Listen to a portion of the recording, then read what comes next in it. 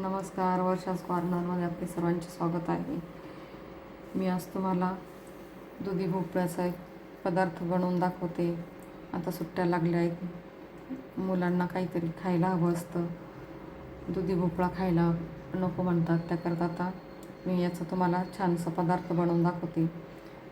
याची मी सालं काढून घेतली. आता हा दुधी भोपळा मी किसून घेते. हे बघू शकता तुम्ही, इथे मी हा दुधी भोपळा किसून घेतला आहे. आता मी पाण्यात टाकून ठेवते, म्हणजे काळा पडणार नाही मग तो. याकरता मी इथे भरपूर सारी कोथिंबीर घेतली आहे, कांदा कट करून घेतला आहे, हिरवी मिरची कट करून घेतली, ओवा घेतला आहे. इथे मी थोडंसं हे बेसन पीठ घेतलं आहे, 2-3 चमचे. हे गव्हाचं पीठ आहे, थोडंसं घेतलं आहे, आणि हे ज्वारीचं पीठ जास्त घेतलं आहे. आता हे सगळं मी मिक्स करून घेते. यात मी पहिलेच चवीनुसार मीठ घालून घेते. हे बघू शकता तुम्ही. हे सगळं पिठं मी एकत्र करून घेते. आता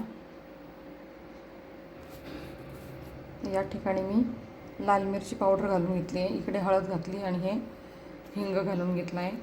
आता मग यामध्ये मी कांदा, ओवा, कोथिंबीर हे सर्व घालून घेते.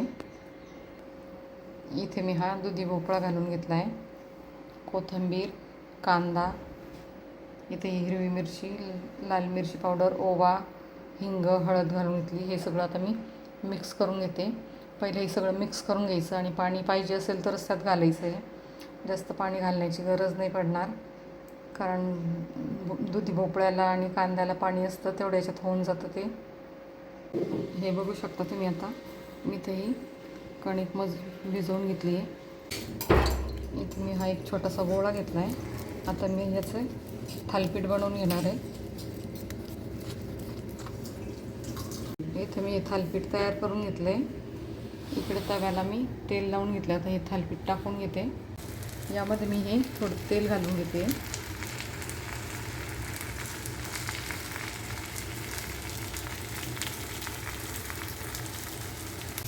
इथं मी एक 2-3 मिनटाकरता झाकण लावून घेतलं होतं. आता मी हे परतवून घेते.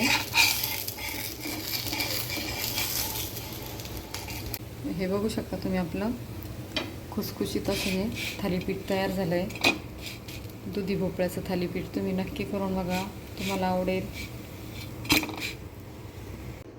हे बघू शकता, आपलं दुधी भोपळ्याचं थालीपीठ तयार झालं आहे. खूप टेस्टी लागतं आहे, तुम्ही नक्की करून बघा. याच्यासोबत घरचं लोणी जर असेल तर आणखी छान लागतं आहे. तुम्ही हे लोणच्यासोबतही खाऊ शकता, एखादी चटणी असेल त्यासोबतही खाऊ शकता. टेस्टी लागते. तुम्ही नक्की करून बघा. आवडल्यास माझ्या चॅनलला लाईक, शेअर आणि सबस्क्राईब करायला विसरू नका. चला तर मग भेटूया अशाच एका नवीन व्हिडिओसोबत. बाय.